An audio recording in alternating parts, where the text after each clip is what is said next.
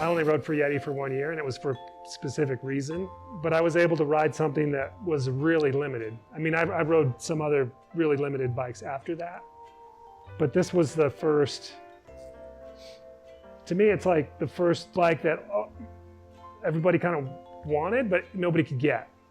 And it's kind of still that way. It's funny because, I mean, like, you know, Furtado rode the same bike. I think just between this being Johnny's bike, but I think more than anything, just having a stinking Chinelli handlebar in the front. If it had been a flat bar, it would still be an iconic bike. For whatever, between the tension disc and the drop handlebars, I mean, it drives people crazy. It was so unique and so out of the ordinary, even at that time, but still pretty techy in its own way. I raced BMX from the time I was 7 until I was 17, and that taught me to handle the bike very well. I met Johnny T when he might have been 17 or 18 years old. This grub-faced kid from Michigan. I think he had come out to Southern California to go to a technical trade school to be an electrician or something. From the day I met John Tomac, he always had his own look, his own style, his own everything. But he was also a very pleasant, very humble, nice, soft-spoken guy, never talked shit about anybody, but rode his bicycle with an urgency, just a force, a power. He can do dual slalom, he can do downhill, he can do uphill, he can do cross country. Probably the greatest all-around bike rider that the world has ever produced. It's not even hard to even say that, you know, it's just there's no one that did what he did. He also was the sport's real first champion.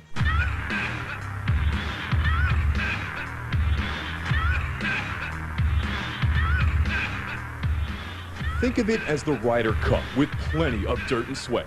It's celebrity and character. It's the irreverence of John McEnroe, coupled with the excitement of Michael Jordan. It's the likes of Ned Overend, Thomas Frischneck, Julie Furtado, Sarah Ballantyne, Greg Herbold, and Mount Snow's own Missy Giovi. Oh yeah, there's this guy named Tomac. If the sport ever needed a hood ornament, this would be the guy. There's always something coming at you. There's always something to try to get around. And in order to improve, you have to push the limits. Whenever you're at a race, it's a very friendly atmosphere, and that's something that's special to mountain biking. You don't see that in a lot of other sports because there's a lot of competition, in major sports, but in some fringe sports such as mountain biking, it's nice to be able to go to the race and race the world-class riders, but they're still your friends at the same time. Tomac, Tinker or Tomac? I told Tinker. Ned. I told Tinker, just beat the white guy, pal. Win-win for the dispossessed millions.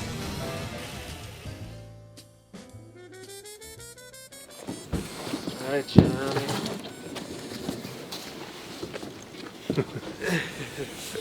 Blast in the past. Yeah, buddy. It's crazy looking at this thing now. Is it? Not bad. 30 years sitting in Zap's garage.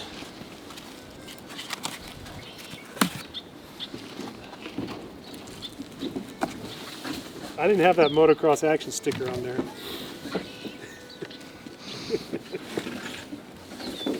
What happens when it goes to high torque? That's a Zap edition. Here you go. You want to put the front wheel on? I can remember how, yeah. Even, the hub looks so small. That was a massive challenge with these drop bars, just getting the brakes and the shifters and everything to function. We don't have suspension anymore. Our elastomers dry rotted.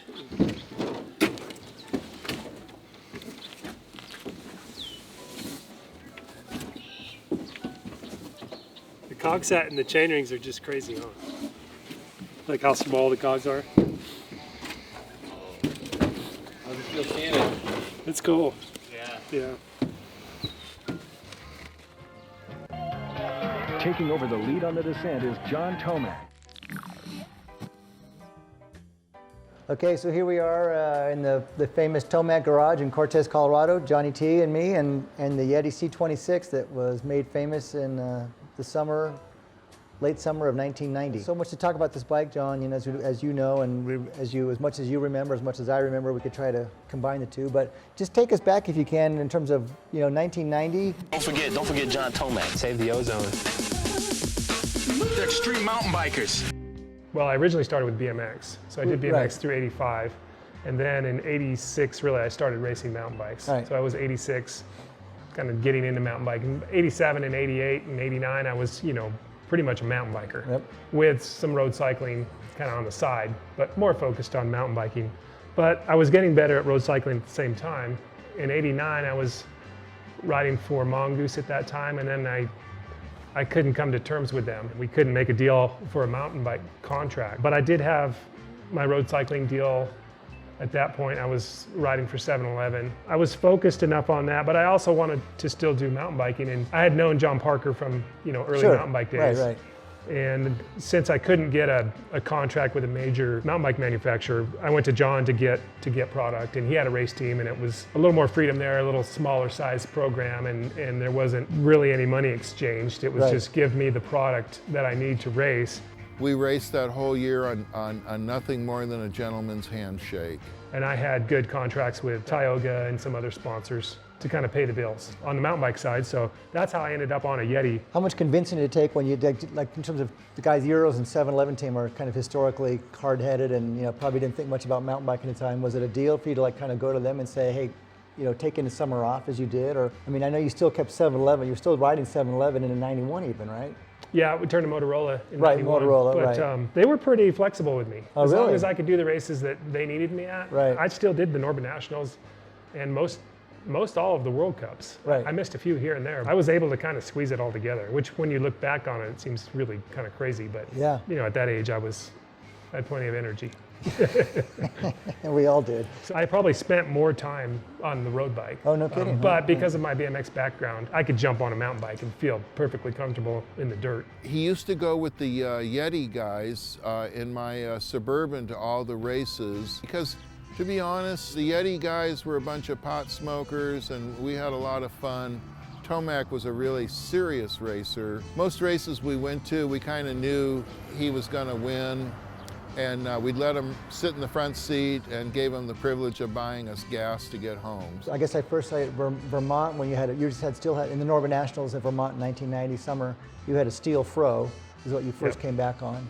Did you already know this was in the making, or had they already talked about it with you? I don't recall C-26 before I actually saw it. Right. I'm sure we must have discussed it. Right. But at that time, it was, Yetis were steel. The C-26 name is if you carbon dated Chris Herting when he built the bike, he was 26 years old. So carbon 26, that's C-26, that's how we got the name. We had a photo that our photo guy Pat Kerrigan shot of you at Mammoth, and then of course we have a picture of you from Mountain Bike Action Days, at the start line at Mammoth on the Kamikaze on this bike, and it's sort of like we had to remind ourselves you actually raced this at Mammoth before Purgatory. I don't remember the transition into C-26, Right. like what time of the year it was. Right. I mean, we had a picture over here on the wall where it was probably early summer. I do know that when I was on Mongoose, I rode steel, and then we tried some tie, and tie was tricky because it flexed a little too much for me. And then we actually, this is recollection. I think we used some carbon internally on some tubes on some tie bikes. With Mongoose? Yeah, the carbon supported the tie. And Right. then with Yeti and Easton, with their partnership, Easton could supply the tubes, Sure. to spec, and it was easy for John to, stay with steel lugs. What we always seem to forget about is that there has to be the smart guy, the engineer that makes it all possible, that actually made the bike happen. And for the Yeti C-26s and even the Yetis before that, but especially the C-26, there's a guy named Chris Herting up here in Durango, Colorado, and we're in his shop right now, and Chris is going to tell us about his version of the C-26 history and what the C actually stands for. Chris? I hear it's, for me, at 26 years old, carbon dated at 26, that happens to be the time when we came up with this project and built this bike. So I thought it was carbon 26-inch wheels, but I guess back in the day, 26 wheels were the only size available, so maybe it is Chris, 26 years old. So I like that. When I first met Parker, he dropped a box of old rusty steel tubes and said, build some bikes out of this, for me. So everything we were doing up to this point were straight wall, aircraft, USA made 4130 tubes, which were heavy, but bomber, stiff, they were responsive and just a little on the heavy side. My dad actually met Parker at the trade show. My dad had a company, Rackmate, making splash guards and stuff, and met Parker and they instantly hit it off. John was saying, I just acquired this company and I'm trying to find someone to build bikes. My dad's like, well, my kid builds bikes, you should give him a call. So he gave him my card and Parker showed up with these tubes. There was a meeting at Easton with John Johnson, the VP, and they had Reflex bicycles there, and they wanted someone else from another industry, another bicycle builder there. So they invited John to come. And the reason they knew John was part because of the magazine. They were flipping through, find out who's up and coming and stuff. But Jay Riddle, he was going out with Jim Easton's daughter. And Jim and Jay had known each other for a long time. And Jay had been experimenting with the new carbon fiber mast for his windsurfer. Reflex, I think, might have been playing around with that too, but their bikes were heavy and they were kind of negative about the whole thing. So they wanted John to come down and say, well, what's your take on this stuff? I was a young guy then and didn't know my way around a boardroom very well. I was a welder, I was a racer, but I was no corporate lapdog. And I walk into this meeting and I got my surfing jams on, a Leland McSpadden sprint car t-shirt, and the president of Reflex is sitting there in a Brook Brothers suit. His nails are all shiny. He's got the tanning salon tan going, and I don't like him and he doesn't like me. And at some point they asked me, well, John, if you got involved, what weight do you think you could get the bike down to? And I said, well, I think I can make a 23-pound bike. I'm gonna bust my ass with Chris and Frank, and we're gonna even try and get it under 23 pounds. And the guy from Reflex went, well, bullshit. And I looked around the room and I wished all the Easton guys farewell and wished them good luck and said, I don't think there's any place for me here. And I left. The next evening, right around closing time, Chuck Texera shows up out at Yeti. And this was completely out of Chuck's way. He lived the other direction 30 miles. Chuck comes in and I'm like, hey, what's up? And he goes, hey, I just want you to know, a bunch of us, we're not happy how that meeting went. And I said, well, Chuck, I probably should have played it different. I didn't make a very good impression. And he goes, oh, fuck that guy. I got some tubes for you, and here's the place in Culver City where you get the glue. Hopefully you guys can make something, and good luck. And like I was showing Zap, you hold one of those tubes in your hand compared to grab a bin of one of our regular down tubes, it's half the weight. Yeah, we want to build a bike out of this. This is great. How do we put it together? And we had no relationship with Easton before that. And it turned into be a blossoming great kind of venture. So it was, yeah, so this is one of the prototype race bikes. And that basically we didn't, we were a small company, and I don't even know back then, 35 years ago, how many of those big companies had testing labs and cycle fatigue machines and stuff like that. We used our riders as, we didn't put Tomac on one right off the bat. We've got some of the lower paid, like Todd Clark and some of the other guys that go, hey, go out and try this thing, and we rode it for, quite a while and put it through the paces with a guy who was fast and knew how to ride and to see what it would do. And this is just one of the examples but this tube is crazy light compared to what we were using at the time. When is the first hint of some guy named John Tomac coming to Yeti? Obviously he liked all of us and liked to hang out with us and stuff like that. And I wasn't involved in the backdoor meetings with John, like, what we're offering him, what can we give him? I'm like, you're not gonna sell the whole place just to get him to ride for us, are you, kind of thing. So, it was exciting to have a guy of that caliber to ride for us. And it just happened to be perfect timing that we got this cool, new, supposedly state-of-the-art bike coming out, and then we're gonna have the superstar dude, riding it. So this is gonna be awesome. But we had the first bike, that Russell raced quite a bit throughout the season, and other guys were riding it and stuff. So we had a pretty good idea that it was going to be a solid bike. Of course, you don't know 5 years down the road, you don't know 2 years down the road how it's going to hold up with expansion, fatigue, and all that. But it worked out perfect for Johnny T, you know, or any of the top new riders that we could get or were going to get. And his bike was totally unique because his geometry, he's always in attack position. You know, back then mountain bikes were more upright. Johnny was laid out, you know, scoop open, going for it all the time. The Interbike trade show was coming up, and Chris and Frank and I, we got together, we designed this thing and we thought about it and we did this stuff. We're gonna just make the lightest bike we possibly could, and we put windows and everything and all the lugs and the bottom bracket shell.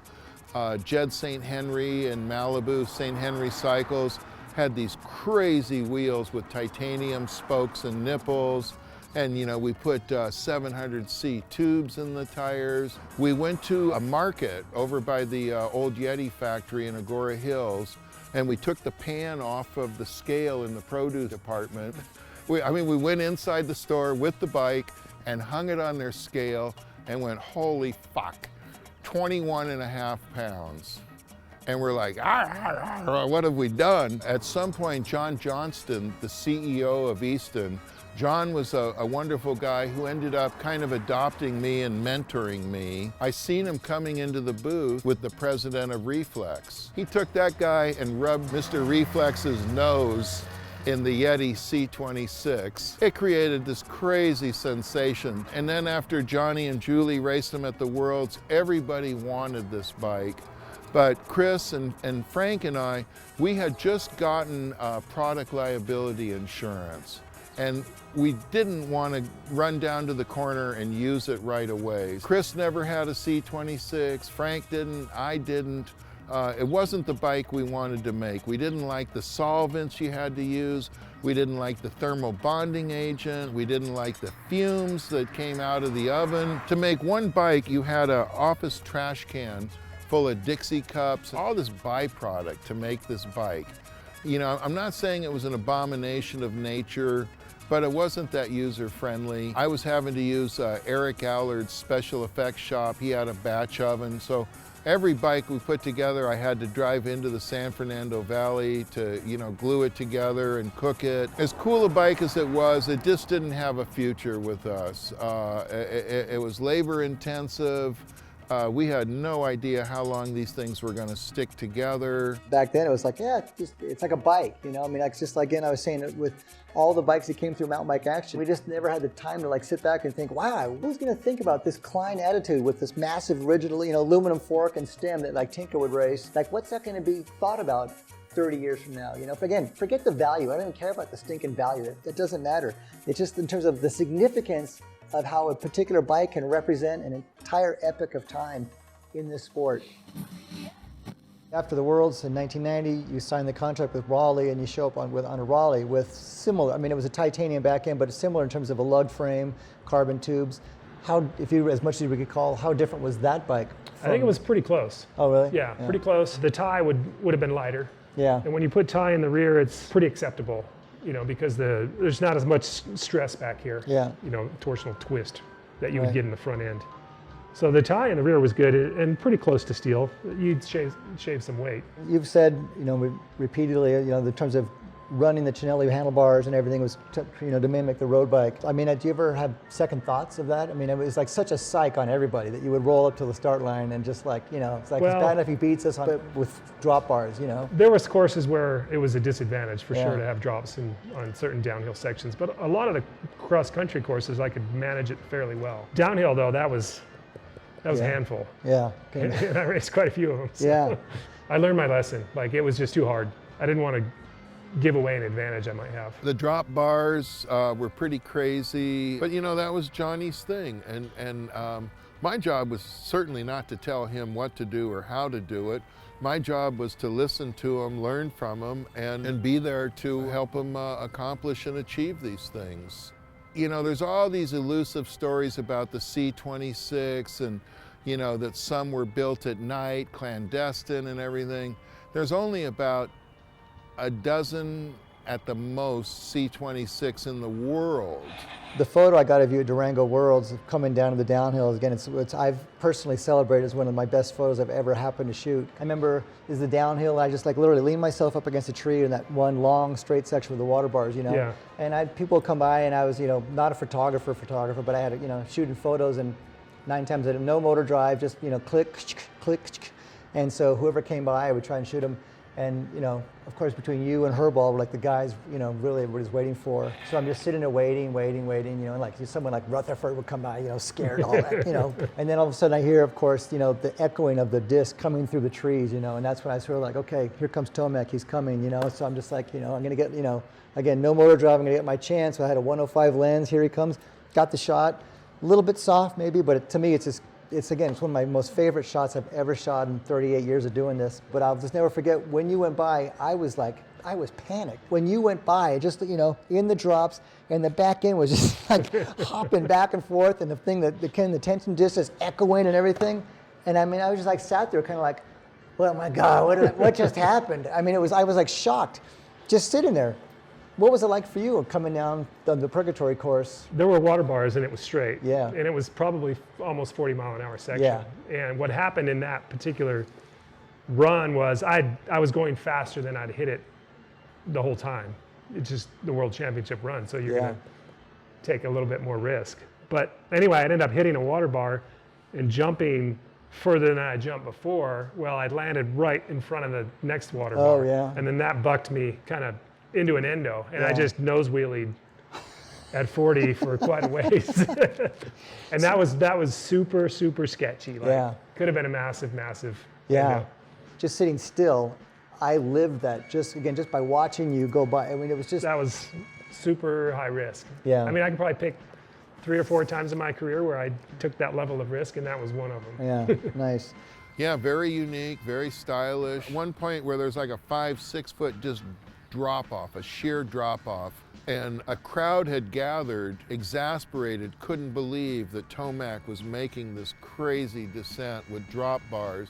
And this is before dropper seat posts, and Doug Bradbury's Manitou fork had 2.5 inches at the most. And you know, here comes this guy with drop bars and the look. I mean, just the whole vibe of the thing. We pull up in a box van, and everyone's like, whoa, who are these guys, you know, from California.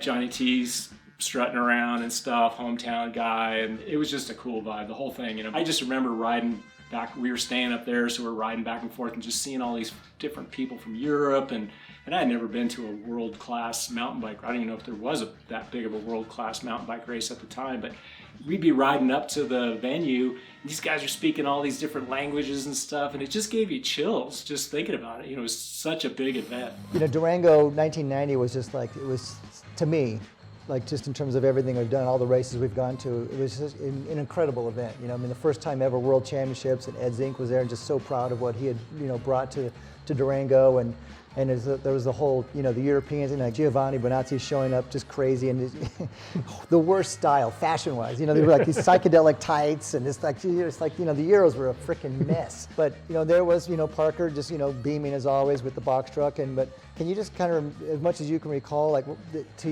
your best memories of being in Durango for that weekend when Furtado, you know, the whole thing, you know, Campagnolo on Friday, and, you know, Bemke comes in, full Shimano group overnight, you know, and the Italians are just like freaking out, you know, and all the money they're doling out to Parker, and all of a sudden it's a Shimano bike, you know. Yeah, I had that issue too with C-26 and Yeti and Campy, because Campy was supposed to be a team supporter with John, and then I was wanting to use Shimano. Yeah, you had the Campagnolo waxed out on that one jersey. Yeah, it wasn't good politically, but I struggled, you know, because these bikes are, especially with drops and using road levers with cantilever brakes, and I could not get the Campy stuff. I actually rode it, I think I raced on it in Michigan at a Norman National. Oh, no kidding? Yeah, but wow. I just couldn't get the brakes. Yeah. Right, this is the first year I used M1s or Manitou 1 suspension forks, so that changed how the mountain bike performed drastically also. I think it was Mount Hood that year, we had a Norman National, and that was in the summer, and that's the first time I ran a Manitou suspension fork, and it was a incredible advancement, even though it looks pretty archaic at this point. But to go from rigid people need to go out and ride a rigid fork. Yeah. Yeah. And then a little bit of travel does a lot. I lived in Durango then, Yeah. so it was hometown. Right. There was so much uniqueness and coolness about that because Durango is not that big, so, and everybody really embraced the event. Yeah. And then it was, you know, very international with all the riders coming in, and it was the first UCI, you know, Yeah. World Championship for mountain biking. Yeah. So it was special. You know, Yeah. that's the kind of stuff that only happens once. Sure. And that was a special time in mountain biking. The whole end of the 80s into the early 90s, it was really cool because the equipment was advancing and there were so many characters in the sport at Yeah. that time. Yeah. To me, it felt like a big animated movie I was living in when you look back on it. When the season was over, I drove out to his beautiful house in the Animas Valley, walked up his driveway, and I repossessed it. And I turned around and strung it back together, put all the same parts and everything on that he had competed with, and I gave it to Zapata Espinoza and Ronette for their wedding present. Parker rolls this thing up. He's like, "Here's your wedding present, Zappy." I was kind of like flabbergasted, thrilled to see the name John Tomac, to know what this bike was. The wife at the time, she was kind of like, "What?" Like, Yeah, why do I she get wasn't one? quite as impressed. It was like, "Great, what are we going to do with another bike in the garage?" You know. So I've had this bike since that day of getting married to Ronette in 1991. So it's had a special significance to me as much as my memories with John, Parker, mountain biking in general. But the fact that it's been so special in the sense that it was given me on that day of my wedding. I've never really advertised the fact that I have the bike because it's such a special bike, and it's like, yeah, I don't, you know. But I've told a few people that I had the bike, and they're kind of like, "You have that bike?" You're like, "That bike, that bike, that bike." It's just been hanging. I mean, I used to keep it in the house. It's just been hanging in a garage. Like I always told my daughter Dakota, it's like, okay, someday we're going to sell this. It's going to, pay for your college education. And lo and behold, she's gone through college, and I'm still paying for a college education, and the bike's You still still have here. a bike. So, Johnny just had this flair to him. He helped the sport of mountain biking immensely by being a great champion. I never saw him tell a kid no for an autograph. He really set the bar, and that bar is still pretty high because of Tomac. I went from BMX, and we sort of sponsored him at Mountain Bike Action back in the day. So he was the guy, our famous cover boy, that would just, every cover shot of a guy getting big air and crossing up was John Tomac, because he lived local to us at the Mountain Bike Action office, and we'd help him with parts and stuff. And he was, I remember, super quiet back there. He lived like on, when he first moved out from Michigan, he lived with Robbie Roop, his brother-in-law, and it was like, his bedroom was like it was like this, it was like a roll of, like, not even a sleeping bag, it was like a foam roll on the floor, and that was like Tomac's bed. He was like some kind of like weird, it wasn't at all, but it was like some kind of Buddhist thing where it's like, simplicity and, no food, no water, but it wasn't like that. But it's just like, and he just brought a sense of that BMX stuff. It's brought that sense of BMX savvy and bike handling skills to mountain biking. But Tomac, without a doubt, from BMX to being on the road with, the 7-Eleven team, Paris-Roubaix, bunch of stage races over there in Europe, coming back, doing the mountain bike thing too, and then coming back, winning cross-country world championships, downhill world championships, and he, never lost his sense of character of this kind of really quiet, serious, intense dude. So a lot of guys have come along since him, making more money, but they'll never be the champion that John Tomac is. John has gone on to many wonderful accomplishments and world championships and national titles. Married to his beautiful wife, Kathy, their son, Eli. He helped raise Kathy's other son, Greg. He's an awesome guy, a fierce competitor, a family man. Quite a bit younger than me, but I have always been inspired by John Tomac. Just a gentleman. How do they, on any Sunday, a gentleman in a violent world, Johnny is a pretty amazing guy. And it's really enjoyable to now watch his son's motocross career and see how much, not only does he look like John Tomac, he sounds like him, Johnny helps with his training. Just to see Eli become his own creation on a motorcycle now, it's just, it's another great story of an American family dedicated to racing and the struggle that it takes to be good at it, you know. A lot of injuries between the two of them over the years, you know. But Tomac, you know, he's like, I'm part of the sport, but guess what? I'm gonna move out to Cortez, out here in the middle of frickin' nowhere, and you know, I'm gonna have my farm, my hay farm, and have my motocross track for Eli.